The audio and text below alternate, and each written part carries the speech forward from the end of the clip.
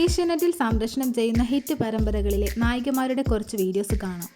ഇതിൽ നിങ്ങളുടെ ഇഷ്ടതാരം ആരാണെന്നുള്ളത് കമൻറ്റ് ചെയ്യും.